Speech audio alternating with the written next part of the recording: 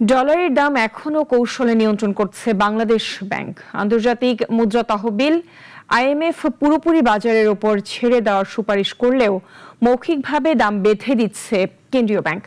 সংস্থাটি মনে করছে নিয়ন্ত্রণ ছাড়লে টাকা আরও দুর্বল হবে, যা মূল্যস্ফীতিকে উস্কে দিবে। সার ও জ্বালানি তেল আমদানি ব্যয় বেড়ে যাওয়ায় চাপ তৈরি হচ্ছে ডলারের ওপর। সাইদ আরমানের রিপোর্ট।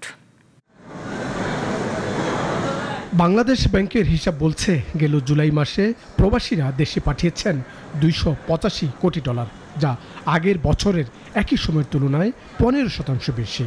প্রবাসী আয় ও রপ্তানিতে ভর করে বাংলাদেশ ব্যাংকের কাছে এখন ব্যবহারযোগ্য ডলারের মজুদ 31 বিলিয়ন ডলার। মজুদ শক্তিশালী হলেও ডলারের উপর চাপ কাটছে না। সরকারকে জ্বালানি তেল, গ্যাস আমদানি করতে হচ্ছে উচ্চ দামে, আমদানি করতে হচ্ছে সারও। ফলে খরচের চাহিদা বাড়ায়, দামও বাড়ছে ডলারের। পরিস্থিতি আঁচ করে মৌখিক নির্দেশনায় ডলারের দাম নিয়ন্ত্রণ করছে কেন্দ্রীয় ব্যাংক। বাংলাদেশ ব্যাংক ডলারের মার্কেটটা ডিকটেট করছে না। করলে এই যে ফ্ল্যাকচুয়েশন আপনার প্রায় নিউজ করেন যে ডলার খুচরা বাজারে ডলার দাম বেড়ে গিয়েছে, এই ধরনের নিউজ করার সুযোগই পেতেন না। বাংলাদেশ ব্যাংক হস্তক্ষেপ করে এগুলিকে দাবিয়ে রাখতো, কিন্তু বাংলাদেশ ব্যাংক যেহেতু এক্সচেঞ্জ রেটটাকে ফ্রি করে দিয়েছে। ব্যাংকিং চ্যানেলে ডলারের দাম অনেক দিন আটকে ছিল 122 টাকায়, এখন তা 124 টাকায় উঠেছে।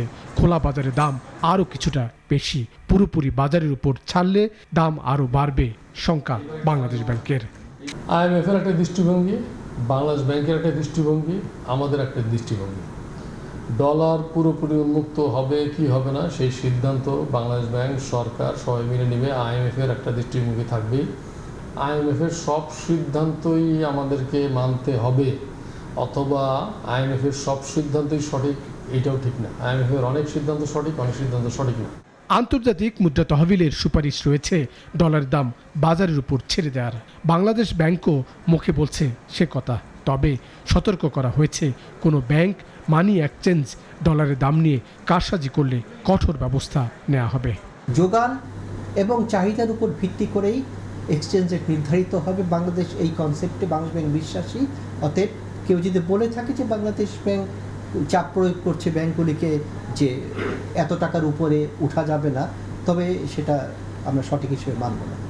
সরকার আইএমএফ থেকে নতুন ঋণ চায়, এজন্য মানতে হবে সংস্থাটির শর্ত।